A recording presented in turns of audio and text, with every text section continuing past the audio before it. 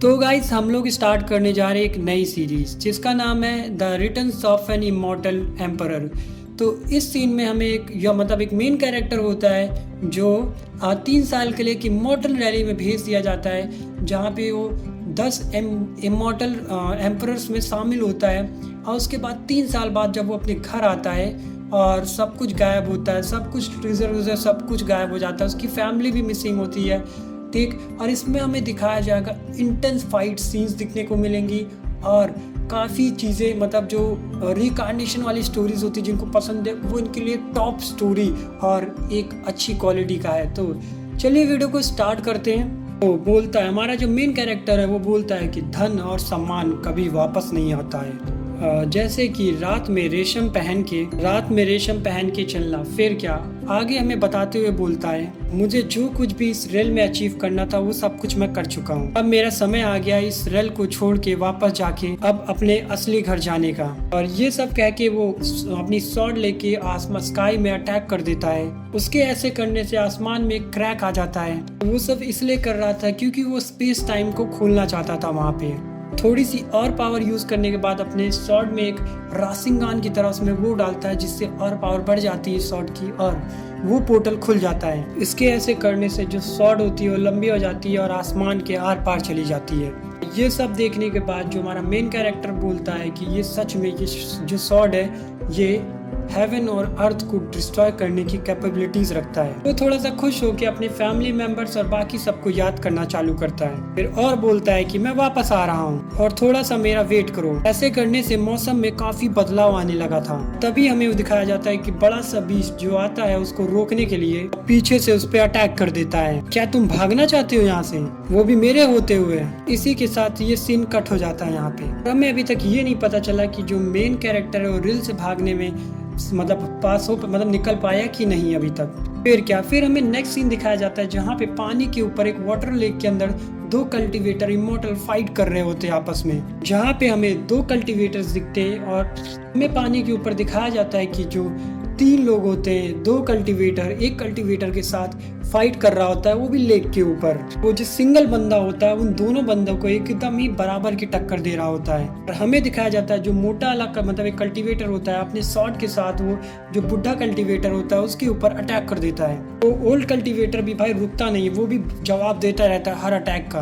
और तभी हमें दिखाया जाता है कि वो काउंटर अटैक करने के बाद वो खुद भी अटैक कर रहा होता है। और तभी मोटे का साथी जो होता है वो पीछे से बुड्ढे के ऊपर जो पहला व्हाइट कलर का बुड्ढा होता है उस पर पीछे से अटैक कर देता है। उसके पास एक आयरन क्लॉ करके वो होता है और उससे अटैक कर देता है। और जो ओल्ड कल्टीवेटर होता है वो उसको बुढ़ा होता है उसको देख लेता है और उसको वो ब्लॉक कर देता है, थोड़ा सा पीछे हो जाता है, उन दोनों पे अपनी स्पिरिचुअल शॉट से अटैक कर देता है। जो मास्क वाला पतला कल्टीवेटर होता है जिसके पास क्लॉ होता है वो थोड़ा फास्ट होता है, आधे से ज्यादा स्पिरिचुअल शॉट अटैक को वो डॉज कर लेता है, बाकी को अटैक को वो डिस्ट्रॉय कर देता है। वापस से उस ओल्ड कल्टीवेटर पे वो अटैक करने लगता है। और हमें एक चीज दिखाई जाती है कि दोनों के बीच एक शानदार से फिर से अटैकिंग और डिफेंसिंग का वो चल रहा था, फाइट सीन चल रहा था। अभी पीछे से मोटा जो कल्टीवेटर होता है अपनी स्वॉर्ड लेके आ जाता है और जो मोटा कल्टीवेटर होता है वो अटैक कर देता है बुड्ढे पे। और थोड़ी देर बाद जो ओल्ड कल्टीवेटर का जो स्वॉर्ड होता है मोटा कल्टीवेटर उसको थोड़ा दूर कर देता है, उठा के फेंक देता है या निकाल देता है अपने शॉट से। फिर हमें दिखाया जाता है जो ओल्ड कल्टीवेटर होता है तुरंत ही अपनी शॉट को वो वापस ले लेता है, शॉर्ट स्लैश मार देता है उस मोटे कल्टीवेटर के ऊपर। जो मोटा कल्टीवेटर होता है शॉर्ट स्लैश को रोक लेता है। अभी हमें वो जो मास्क वाला कल्टीवेटर होता है उसको दिखाया जाता है जिसके हाथ में क्लो होता है, जो कंटिन्यूअसली जो ओल्ड मैन होता है उस पर अटैक करते रहता है अपने क्लो से। मौका मिलते ही उसने एक लात मारी ओल्ड कल्टीवेटर को और वो दूर चला गया बुढ़ा। ये किक खाने के बाद उसका सर ओल्ड मैन का सकराने लगा था, घूमने लगा था, चक्कर आने लगा था। और कई दिनों से मैं एक पेट्रियट की तरह रह रहा था, तभी मैं तुम लोग के साथ एक अच्छा बिहेव कर रहा था और तुम लोग मुझे उस कंसेशन में साइन करने के लिए क्यों फोर्स कर रहे हो? तभी जो आयरन क्लॉज वाला कल्टीवेटर है बोलता है तुम्हारा बेटा युंग शुआन जो है मरने की हालत में एकदम बहुत ही डेंजरस सिचुएशन में मर ही जाएगा। इस बार कोई इसका उत्तराधिकारी भी नहीं है। तुम्हारे लिए यही सही होगा कि तुम क्लैन लीडर ग्रेट एल्डर एक लौते बेटे को सौंप दो। जल्दी रिटायर नहीं होना चाहोगे अपने इस पोजीशन से, लीडरशिप से? मोटा कल्टीवेटर होता है उसे जल्दी साइन करने के लिए बोलता है। यहाँ तक कि आज तक जो है सुनर भी इस काम में कामयाब नहीं हो पाया, तो तुम लोग क्या सोचते हो कि कामयाब हो पाओगे? मैं ये पूरी तरीके से बिलीव करता हूँ कि चिन यांग जो है जरूर वापस आएगा। ये पैट्रियार्क की जो पोजीशन है वो उसके लिए ही रिजर्व है। और यूंग यांग चिन जो है बहुत ही क्रूर और दयनीय, हाँ अगर बनेगा तो लीडर बनेगा। वो काफ़ी समय से लिंग फैमिली से भी टकरा रहा है। जो लीडरशिप की वो क्वालिटीज़ हैं उसके अंदर है नहीं, और वो संभाल भी नहीं पाएगा उस पोजीशन को। और दोनों आपस में मतलब बात करते हैं, पतला और मोटा। पर जो क्लॉ वाला, आयरन क्लॉ वाला बंदा बोलता है कि फिर हमसे रूडलेस होने के लिए कोई ब्लेम मत करना। दोनों इस बात से सहमत हो जाते हैं। दोनों एक ही साथ उस ओल्ड कल्टीवेटर के ऊपर अटैक करने लगते हैं। ये दोनों जो है बर्निंग सोल से उसके ऊपर अटैक कर देते हैं। और ऐसा करने से उनकी तरफ चारों तरफ मतलब जो होता है ना पानी वाली, सब तरफ लाल लाल खून की तरह कलर बनने लगा था। और ये अटैक पूरा हो ही पाता उससे पहले आसमान से एक लाइट निकलते हुए और जमीन पे गिरते हुए इन दोनों को उठा के थोड़ा सा दूर गिरा देता है। फिर क्या, हमें पहाड़ के ऊपर एक पर्सन दिखाया जाता है। यही हमारा मेन कैरेक्टर है जिसका नाम है चिन यांग। इसको देखने के बाद जो ओल्ड कल्टीवेटर है वो भी थोड़ा चौंक जाता है। और ओल्ड कल्टीवेटर बोलता है कि तुम ही हो चिन यांग। ये ओल्ड पर्सन होता है चिन यांग का अंकल लगता है। मैं गलत नहीं हूँ तो तुम दोनों मिलके मेरे अंकल को क्या मारना चाहते हो? फिर क्या, चिन यांग अपनी आंखों से उन दोनों को देखता है। उसके ऐसा करने से ही एक एनर्जी रिलीज होती है जिससे वो दोनों काफी पानी के दूर गिर पड़ते हैं। फिर क्या, दोनों कल्टीवेटर अपने आप को उस अटैक से किसी तरह संभाल लेते हैं। और क्या तुम चिन यांग अभी मरे नहीं हो क्या? चिन यांग होता है थोड़ा सा थूकता और बोलता है कि बच्चों की बातों से मुझे कोई नुकसान नहीं होता है। फिर इतना ही बोलते वो अपने अंकल के पास जाके देखता है और वो अपने शॉर्ट का जो म्यांग होता है उसको वापस अपने मतलब अंडर या स्प्रिंग स्पेस में डाल देता है। और अंकल पास आके बोलते हैं कि क्या तुम ठीक हो? चिन यांग होता है अपने अंकल को ग्रीट करते हुए बोलता है बहुत दिन हो गए आपसे मिले हुए, मैं आपको बहुत याद और मिस कर रहा था। अभी हमें दिखाया जाता है वो दोनों कल्टीवेटर अचानक से ही अपनी पावर को एक्टिवेट कर देते हैं। उन दोनों पे ही अटैक करने वाले होते हैं। तभी बोलते हैं कि अब हम तुम दोनों को ही नहीं छोड़ेंगे। तो हमें मास्टर यांग चुंग है वो मुझे बहुत बड़ा रिवॉर्ड देंगे। और ये दो गधे और इतना एटीट्यूड और इतना वो, तो चिन यांग होता है अपनी पावर को गैदर करता है और उन पे अटैक करने जाता है। और इन दोनों का अटैक जब तक आपस में टकराते उससे पहले ही दोनों की जो मौत हो जाती है पॉइजन से। अरे ये तो वही यामा पॉइजनस पाउडर है बाबा। तो ये किसी को मारने के लिए या तो किसी को चुप कराने के लिए दिया जाता है। लगता है तुम्हारे मास्टर ने ये पहले से ही प्लान कर लिया था। तुम कामयाब हो या ना हो तुम्हें तो पक्का ही मरना है। फिर क्या, चिन यांग जो है सोचने लगता है कि कैसे उसने जो इमॉर्टल वर्ल्ड का जो स्पेस बैरियर होता है उसको ब्रेक किया है, कैसे वो उस ह्यूमन वर्ल्ड में वापस चला आया। की वजह से उसकी कल्टीवेशन बहुत ज़्यादा मतलब जीरो ही हो गई है। शुक्र है उस यूंग यांग चिन की कि इसको पहले से ही पॉइजन उन्होंने दे दिया था। और मुझे भी अपने करंट कल्टीवेशन के साथ ये मुश्किल हो जाता इन दोनों से लड़ाई करने में। अब इसी बहाने में मुझे प्रॉब्लम सॉल्व करने में काफ़ी मदद मिल जाएगी। ये सीन यहीं पे ख़त्म होता है और हमें जो है चिन यांग के अंकल एक हॉल में दिखाई देते हैं। तुम लंगे माउंटेन पे गए थे क्या कल्टीवेशन के लिए? पिछले 3 सालों से तुम नहीं लौटे हैं, आज तुम फाइनली वापस आ चुके हो। और ये सब मतलब पता चल जाता है कि चिन यांग को कि इमॉर्टल वर्ल्ड के 3 साल, इमॉर्टल वर्ल्ड के 3000 साल यहाँ के सिर्फ 3 साल के बराबर हैं। हमारे पेरेंट्स और कायर 3 साल से गायब हैं। अंकल से पूछता है वो लोग कैसे गायब हो गए हैं। और कायर के बारे में अभी हमें कुछ भी नहीं पता। मुझे जहाँ तक लगता है कि या तो उसकी वाइफ होगी या तो ये उसकी बहन होगी काया, और जिसको अभी तक मुझे मतलब आइडेंटिफाई भी नहीं कर पाए हैं। और फिर अंकल बताते हैं कि ये सब बहुत ही अचानक हुआ, इसीलिए हमें भी ज़्यादा कुछ पता नहीं है इसके बारे में। हमें ये टोकन मिला उनके जाने के बाद। चिन यांग इस टोकन को लेता है और थोड़ा सा चेक करने के बाद बोलता है ये तो स्काई फायर का टोकन है। ये तो लगता है कि इसको देखने के बाद कोई बहुत बड़ा सेक है। बोलता है कि ये तो टीनेज जियान सेक से हो सकता है बिलोंग करता हो। फिर हमें मतलब नरेटर के द्वारा बताया जाता है जो तिन यांग सेक होता है वो इस पूरे मतलब ह्यूमन वर्ल्ड का सबसे बड़ा सेक होता है और पावरफुल सेक होता है। इसका रूल जो है टिन यांग सिटी पर भी लागू होता है और इसके अंदर 1 दर्जन से ज़्यादा डायनेस्टीज भी और दूसरी डायनेस्टीज भी आती हैं। कभी किसी ने नहीं जाना कि ये एग्जैक्टली है कहाँ पे। अपने अंकल को बोलता है कि आप टेंशन मत लो, मैं खुद इस तिंग यांग जेन सेक को ढूंढ निकालूंगा और इसका सच भी मैं पता लगा लूंगा।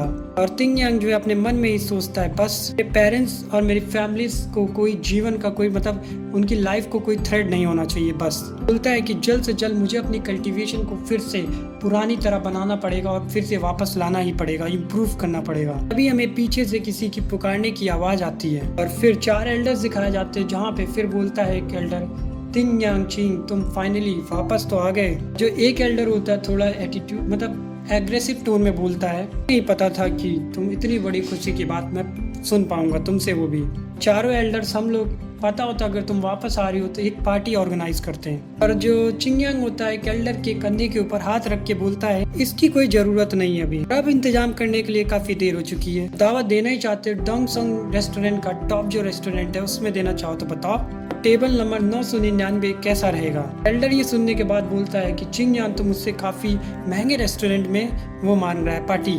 थोड़ा सा पैसा कंजूसी दिखाते हुए अपने बात को बदल देता है, अभी कोई जल्दी नहीं है। फिर बोलता है कि अभी हम थोड़ा सा पहले बात कर लेते हैं, तुम दोनों यहाँ पे क्या शर्मनाक काम कर रहे हो। चिंगयांग उसके पास जाता है एल्डर के और बोलता है, तुम थोड़ा अपने प्यारे बेटे यूंग यांग चिंग के लिए थोड़ा सा हिसाब लगा लो, मुझे लग रहा है उसकी राशि थोड़ी सी अच्छी नहीं चल रही है। तुम्हारी बात तो मैं क्या ही करूँ, तुमने तो इतना अच्छा सुमुहूर्त चुना कि जब मैं वापस आ रहा था तभी मेरे अंकल को मारने के लिए तुमने असैसिन भेज दिया। दूसरा एल्डर बोलता है, बेलगाम यूंग चिंगयांग, तुम्हें पता नहीं है कि तुम 3 सालों से गायब थे। क्लैन रूल के मुताबिक ऐसा होते ही क्लैन लीडर का सक्सेसर होने का अधिकार छीन लिया जाता है, उसको एक ऑर्डिनरी डिसेबल मतलब शिष्य बना दिया जाता है। तुम हो कि यांग चिंग को ही बदनाम कर रहे हो।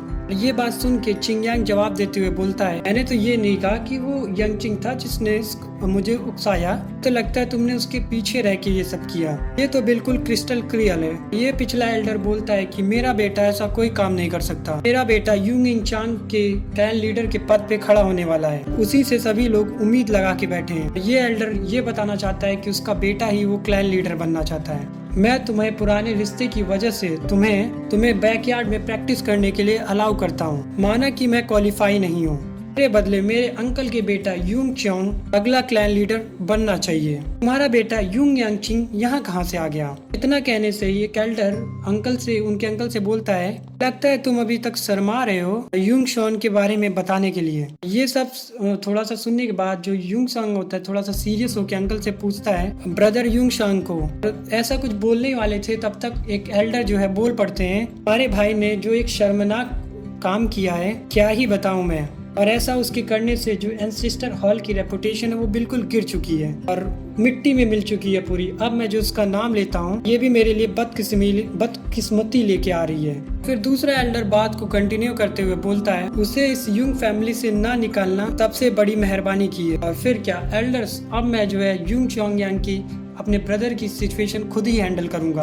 तुम एल्डर्स को मैं पहले ही वार्न कर देता हूँ कि अगर मुझे ये पता चला कि इन सब के पीछे यूंग यांग चिन का हाथ है, प्लान के रूल्स के हिसाब से मैं उसको सख्त से सख्त सजा दूंगा। फिर तुम मुझसे कोई रहम की आशा मत करना। चिंगयांग की बात सुनकर एक एल्डर बोलता है कि तुम्हें इतना कॉन्फिडेंस है अपनी बात पे, शायद तुम्हारा कल्टीवेशन मून रेल पे पहुंच गया होगा और तभी तो तुम्हें अपनी बातों पे बहुत ज्यादा ही भरोसा है। वो अपने कल्टीवेशन बताता है, स्टार रेल 3rd स्टेज। ये सब सुनने के बाद सब लोग एल्डर्स बहुत जोर जोर से हंसने लगे। जो यंग चिंग का एल्डर मतलब बाप होता है वो खड़ा होके बोलता है, 3 साल पहले तुम स्टार रेल के 5th स्टेज पे थे, आज तुम 3rd स्टेज पे गिर चुके हो। जो मेरा बेटा है वो जो है अब 6 रेल स्टार पे पहुंच गया है। फिर ये सब सुनने के बाद फिर से जो चिंगयांग होता है उसके कान के पास जाके बोलता है, तुम लोग 3 साल उस बैंडेड या रील में बिताते तो तुम लोग तो वापस भी ना आ पाते। तो एल्डर होता है चिंगयांग को एक चैलेंज करता है, 1 महीने बाद तुम लोग स्काई गेजिंग प्लेटफॉर्म में आ जाना मेरे बेटे से मुकाबला करने के लिए। उसी दौरान हम लोग डिसाइड कर लेंगे कि कौन बनेगा अगला क्लैन लीडर।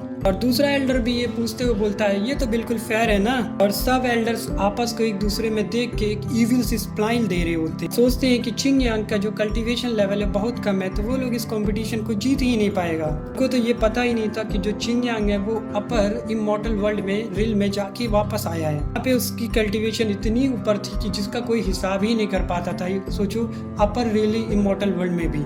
चिंगयांग भी जो है इस चाल को समझते हुए, बूढ़े गधे लोग, मुझे जो है क्लैन लीडर की पोजीशन से तुम लोग हटा पाओगे, अपने मन में सोचते हुए बोलता है कि और तुम अपने बेटे को क्या पावर में लाना चाहते हो। फिर क्या बोलता है, इस चैनल को मैं एक्सेप्ट करने को तैयार हूँ। तो वो बोलता है 1 महीने का समय बहुत ज्यादा होगा, अच्छा होगा कि हम लोग 7 दिनों के अंदर ही कंपटीशन करें, इतना समय मेरे लिए भी बहुत काफी है तुम्हारे बेटे यूंग यांग चिन को फ्यूरल की अरेंजमेंट करने के लिए। उनको फ्यूरल का मतलब नहीं पता होता है, मतलब ताबूत या दफन करना। तो चलो एल्डर बोलता, चलो फिर देखते हैं तुम्हारे हाथ भी क्या तुम्हारी जुबान की तरह चलते हैं। ये सब कह के वो लोग धीरे धीरे आगे की तरफ चले जाते हैं। चिंगयांग थोड़ा सा चिढ़ाते हुए बोलता, माफ करना थोड़ा सा भी मैं बिजी हूँ, नहीं तो मैं आप लोग को बाहर तक जरूर छोड़ देता। तो गाइज यहाँ पे हमारा एपिसोड 1 खत्म होता है और पार्ट 1 खत्म होता है। चैनल को लाइक एंड सब्सक्राइब कर देना, नेक्स्ट वीडियो जल्द ही आने वाली